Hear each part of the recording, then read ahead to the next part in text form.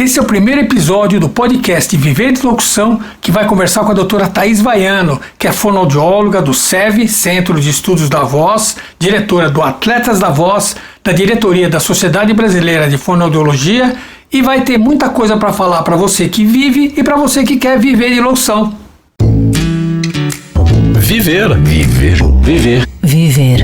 Viver de locução. O podcast do Voz à Obra para quem vive ou quer viver de locução. Apresentação, Nicola Lauleta. Nesse episódio de Viver de Locução, estou aqui com a Thaís Vaiano, que é fonoaudióloga, ela que trabalha com profissionais de voz, e é a minha indicação sempre quando alguém fala, eu preciso, fala primeiro com a Thaís, depois fala comigo. É isso, Thaís. Fala para nós aqui algumas desses segredos que as pessoas precisam conhecer. Primeiro, eu quero agradecer o convite de estar aqui, podendo falar um pouco sobre a minha paixão, que é a mesma que a sua, que é voz e comunicação. É sempre bom poder ter essas oportunidades de levar mais voz, mais saúde, mais consciência vocal para todo mundo que é profissional da voz, porque por algum tempo os profissionais da voz só buscavam a ajuda de um profissional quando dava problema. Quando está doente. Hoje essa consciência já mudou um pouco, então para não ter problema, as pessoas têm buscado o fonoaudiólogo para fazer uma manutenção, na verdade, porque é um instrumento de trabalho. A hora que falta a voz, vai faltar trabalho, se falta trabalho, falta dinheiro. Então, o nosso objetivo com profissionais da voz que não tem problema, a gente não quer que ninguém tenha problema, é fazer alguns mínimos ajustes para ter um sistema mais eficiente. Se a gente tem um sistema mais eficiente, a gente pode exigir mais dele, com mais saúde, se cansando menos e podendo trabalhar mais, que é o que todo mundo quer. Então, a hora que a gente tem essa consciência, que a gente entende como esse negocinho aqui funciona, porque a voz é uma coisa meio virtual, né? A gente não sabe de onde vem, para onde vai, como faz grave, como faz agudo, o que eu mudo para conseguir isso. Então, a hora que a gente tem essa consciência, traz um pouco mais pro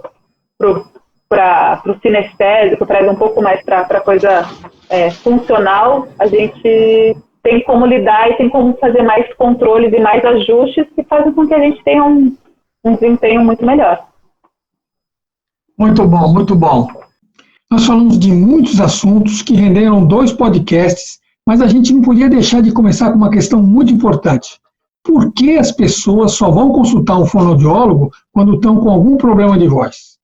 Até porque a gente precisa deixar claro que a voz, ou o aparelho fonador, que é o nome que se dá ao conjunto de órgãos que possibilitam a gente de falar, precisa ser bem conservado, tem cuidados que prolongam a qualidade da voz, e para quem é profissional de voz, é muito importante cuidar da sua máquina de falar. Vamos ouvir a Thaís? Eu acho que a maior dúvida das pessoas é que elas acham que quando vão na fono é um processo eterno, porque as pessoas associam muito essas questões de fono com criança, que é meio eterno, né? São 2 anos, 3 anos. E com adulto não, né? Às vezes é uma questão de 1 a 3 sessões e está resolvido. Isso é uma coisa boa para a gente conversar.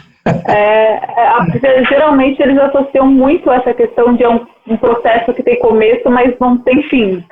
E tem, né? É muito mais uma orientação do que uma necessidade de terapêutica de longo prazo, né? Uma coisa que é rápida, às vezes é uma sessão, faltava cair uma ficha, alguém contar que pro S a língua não fica no lado e fica na frente, e fala, então tá bom, mudou tudo, e agora sim, vamos. Ele segue a vida, que o R não é areia, que a língua não fica, não é a base da língua que vibra, mas é a ponta, a areia. Nossa, é verdade, nossa, e aí mudou a vida da pessoa e segue. Então é uma coisa, não é um processo lento. Em alguns casos que tem uma alteração de voz, que tem um problema de base mesmo, ela tem alguma lesão, aí é um processo mais longo. Mas quando são ajustes articulatórios, ajustes de ressonância, é muito simples. Às vezes resolve em um encontro e enfim. Então, essa é a principal dificuldade para as pessoas perceberem, né? Eu tenho medo de que seja uma coisa a longo prazo, que vai demorar pra caramba para acontecer, e não, pode ser bem rápido e clarear muito a cabeça da pessoa, como é quando a gente faz o workshop aquele das férias, que a gente dá 3 exercícios, depois eu recebo um monte de e-mail de gente falando, nossa, eu continuo fazendo esse exercício, mudou minha vida. Foi um encontro de 1 hora. E mudou um monte de coisa. Mas eu acho que é isso que falta integrar um pouco mais as ciências com a arte, né, de um lado. Com a prática, né? E a consciência das pessoas também, de se consultarem, de se interessarem por aquilo que eles têm de mais importante naquele momento, pelo menos na área, no lado profissional, que é pegar o seu instrumento de trabalho e trocar o óleo, né, encher o pneu, certo? Que é exatamente isso. É para não ter que parar na oficina, né? Não ficar uma semana, 1 mês, 3 meses sem carro. Porque se você faz uma manutenção periódica, a chance que você tem de ter um problema é muito menor, né? E geralmente as pessoas... Mas eu acho que isso ficou um pouco mais... Tá melhor. As pessoas não buscam mais só quando tem um problema. Isso tem melhorado muito. Elas sabem que elas têm que buscar para manter a saúde e não para resolver um problema. O que existe um pouco é essa resistência de achar que é um processo longo e que é chato. Porque antigamente era realmente muito chato, né? Hoje a gente tem recursos muito mais sofisticados, tecnológicos, que a gente pode fazer e até para explicar, né, para o cliente ou para o paciente como fazer e fazer daquilo uma coisa mais dinâmica. E realmente não é diferente de fazer um exercício físico que te libera endorfina e deixa o seu cérebro ligado, deixa você feliz, fazer não deixa ninguém muito animado, né? Mas quando a gente explica o processo fisiológico que tem ali por trás e consegue otimizar o tempo para que ele consiga fazer isso rápido e ver o resultado também rápido, a gente consegue mobilizar mais o paciente para que ele continue fazendo o profissional da voz, porque ele sabe que aquilo no longo prazo vai trazer mais longevidade. E a gente já sabe isso de vozes treinadas e vozes não treinadas, né? O quanto pessoas que treinaram a voz a vida toda conseguem continuar usando essa voz nas mesmas frequências e como as pessoas que não tiveram esse cuidado acabam perdendo um pouco de qualidade vocal no longo prazo. Então, esse é um dos principais ganhos que o tempo tem mostrado para a gente, porque a gente tem conseguido acompanhar as vozes por mais tempo.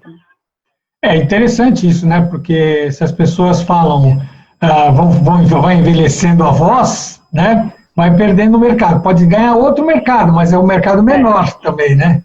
É um mercado menor e que você consegue ganhar se você souber manipular o seu instrumento. Então, você consegue fazer uma voz mais madura, uma voz mais infantil ou uma voz mais jovem, se você souber colocar alguns elementos aqui na sua voz que vão te deixar com uma qualidade um pouco mais diferente para determinado produto ou com uma qualidade diferenciada para outro público. Então, a hora que você treina o seu instrumento, você sabe tirar dele muitas coisas, né? E aí a gente consegue fazer essas adaptações.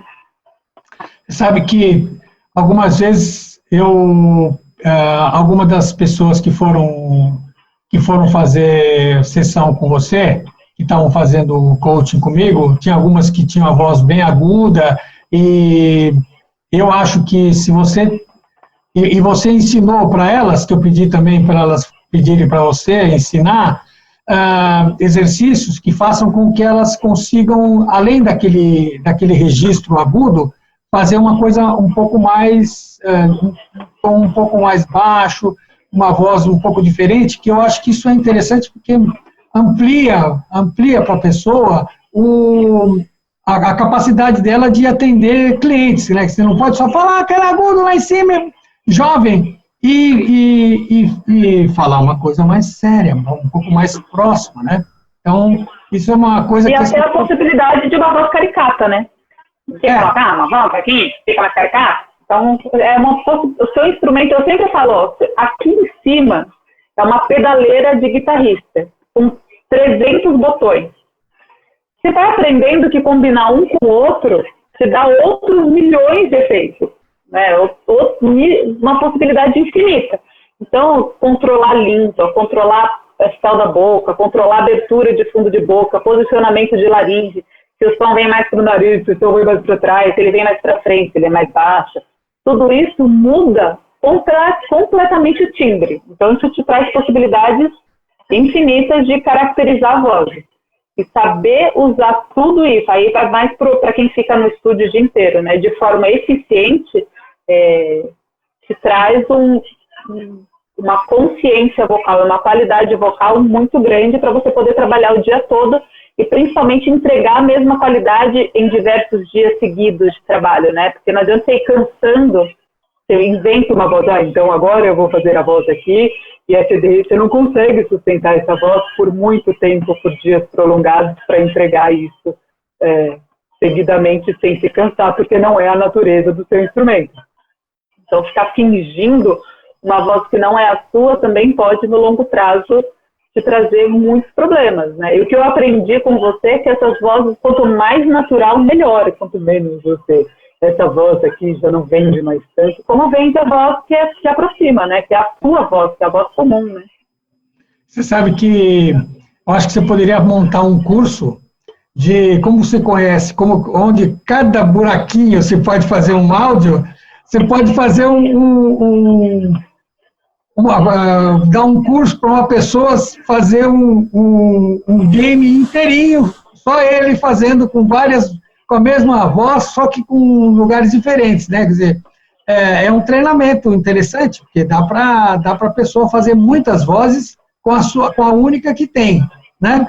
E vou sugerir para você fazer E é super possível, né? Porque se você adiciona um único elemento, se você, por exemplo, coloca uma questão articulatória aqui, já soa como uma voz diferenciada, porque tem esse elemento da língua aqui entre os dentes, nos sons de S, de V, então isso já está diferente.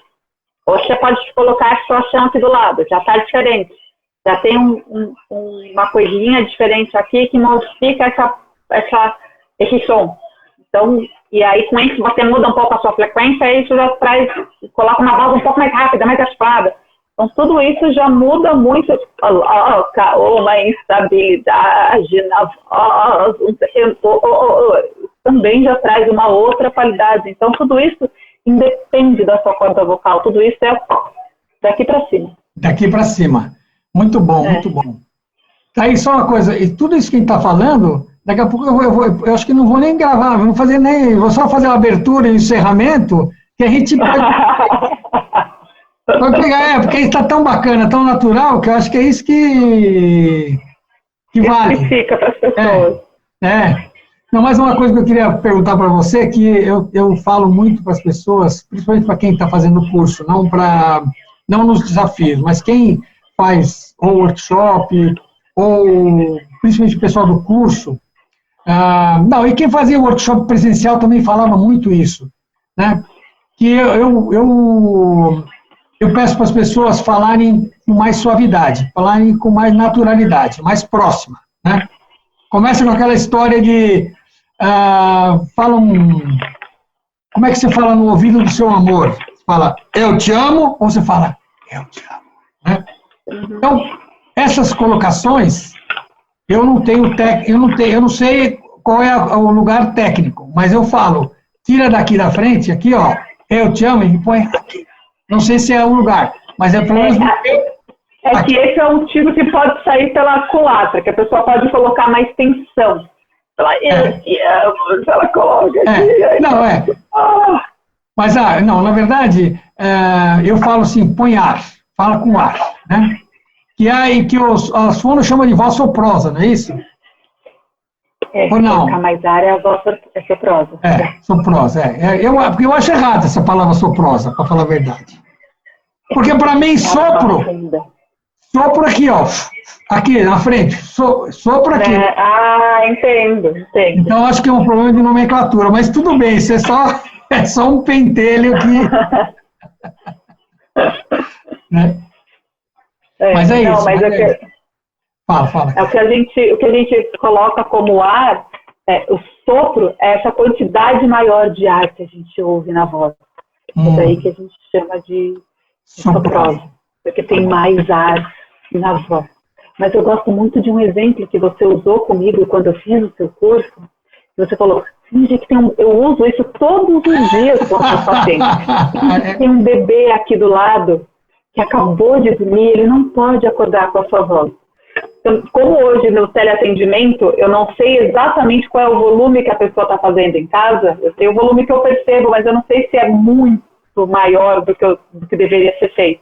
Então, eu falo, ó, o volume de exercício que a gente vai fazer é esse, tem um nenenzinho aí, segue com esse volume. Porque esse monitoramento de volume eu não consigo ter tão bom aqui na minha orelha. Então... Mas você sabe por que a gente deu esse exemplo? Falo a gente porque foi uma conclusão que o Viviane e eu chegamos, porque a gente pedia principalmente para as mulheres, mais do que para os homens, para elas falarem assim, falarem com suavidade. E muitas mulheres confundem isso com fazer a voz sensual e ficava inibida. Não vou fazer, ficava sem graça de fazer. Então, esse exemplo não servia, porque você falava fazer assim, e aí elas achavam que era uma coisa sexual, sensual. É que a voz sensual, além do ar, ela tem um conteúdo mais grave, né? Então, fica mais aqui e é mais pausada. Não, mas você sabe que quando você fala alguma coisa de sabor, de appetite appeal, né, do apelo do apetite, a maneira de falar é a mesma do sex appeal, que é do apelo. A diferença está no texto. Quando você fala, que gostosa, você pode estar falando, você fala, essa salada é gostosa. É a mesma coisa que você falar, essa pessoa é gostosa. É o texto que muda. É o texto e a intenção. Mas a maneira... Mas a embalagem é a mesma. Então, mas aí é que está. E muitas vezes você precisa usar essa voz para falar muitas mensagens e as pessoas ficam inibidas ou bloqueadas. Na verdade, é um bloqueio. Então, esse exemplo do bebê dormindo foi ótimo. E muitas vezes, para os homens, para as mulheres é bom. Para os homens não funciona muito, porque os caras não têm tanta educação. Então, aí, o exemplo que eu achei foi, faz de conta que está numa biblioteca, porque aí o cara não pode falar alto, ele tem que falar baixinho. E aí, o exemplo a gente usa para o cara, você fala para ele falar numa biblioteca. E para a menina, para falar ao bebê que está dormindo. E aí, mas funciona super, eu adoro o exemplo do bebê. Não, mas é ótimo mesmo. Porque aí a gente consegue controlar muito mais. Se a gente fala para a pessoa falar baixo, às vezes ela confunde falar baixo com falar grave. Exatamente. E assim como também as pessoas confundem falar alto com falar agudo. Fala mais alto, pois já tá voz. A pessoa começa a falar mais firme. E não essa relação entre grave e baixo, e agudo e alto, é uma coisa que está na cabeça das pessoas de alguma forma, e elas falam, quando a gente fala, vamos fazer mais inflexão de voz, né? Vamos colocar uma voz mais animada, as pessoas confundem com volume. E elas só conseguem colocar esse ânimo, essa inflexão mais para cima, colocando volume. Não tem relação com volume, né? Então, é uma dissociação que às vezes a gente tem que trabalhar com as pessoas para que elas não confundam grave com baixo e nem agudo com alto. Na fonoaudiologia a gente fala de pitch e loudness. Pitch é a sensação de frequência e a loudness é a sensação de na acústica também, né? A sensação de volume. Então, dissociar uma coisa da outra, às vezes é um trabalho que leva um tempinho, porque tem gente que realmente tem essa associação direta e fica toda vez que tem que dar ênfase em alguma palavra é com volume. Ela não consegue colocar cor, não consegue colocar nenhum tipo de movimento, ela consegue só colocar só punch. É verdade. São detalhes que você fala assim, puxa, teoricamente não passa pela sua cabeça isso quando você está analisando uma emissão de voz, né? Mas é muito engraçado, é muito engraçado. Por exemplo, a própria formação profissional dos caras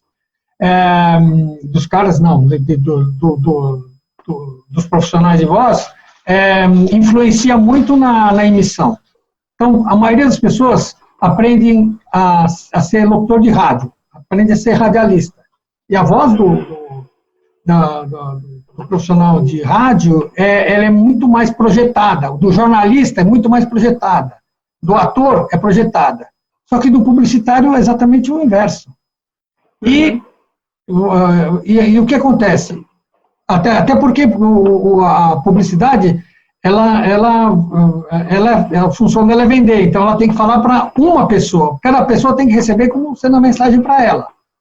Lógico que o varejo não está incluído aí, porque o varejo é uma coisa fora, uma exceção.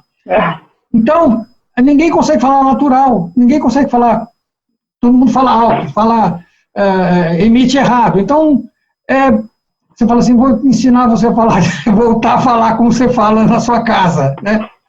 Como você deveria falar na sua casa, né? Porque bom, não, fora aqueles que gritam, mas vamos dizer, quem fala normalmente, naturalmente deveria falar mais manso, mais próximo, mais normal, e não acontece. Então é muito interessante que você tem que fazer a pessoa voltar ao que esquecer. Ao natural.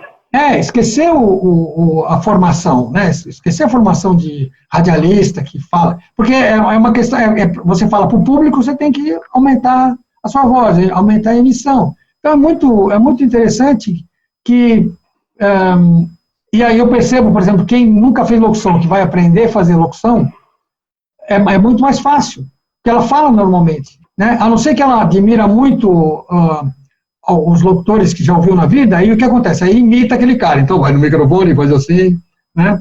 E faz todas essas alterações que a gente conhece, né? É muito interessante, né? O fato de não se fazer, não se falar naturalmente. Fala, pô, mas eu vou falar para você, eu vou te ensinar a fazer o que você já sabe, porque é isso, né? E todo mundo acha que trabalhar essas questões é você aprender uma coisa nova. E, na verdade, é você tirar excessos, não colocar mais coisa, é tirar coisas. Então, as pessoas às vezes ficam um pouco chocadas, né? Que elas falam, vim aqui aprender a fazer uma outra coisa. Então, na verdade, a gente vai fazer é tirar coisas que você colocou e que sobram. Né? Você não vem aprender uma coisa nova, você vai aprender uma coisa velha, certo? Uma coisa que você já sabe. Né? Na verdade, a gente vai tirar o novo para você voltar para o velho. Voltar para casa, né? Voltar para, enfim, né? Bacana, eu acho legal, Então, obrigado. Obrigada, viu, Nicola? Obrigado. Ver você mesmo à distância. E vamos em frente, voz à obra. Voz à obra. Viver de locução. O podcast do Voz à Obra para quem vive ou quer viver de locução. Apresentação, Nicola Lauleta. Participação especial, Thaís Vaiano. Locução do título, Thaís Lenk.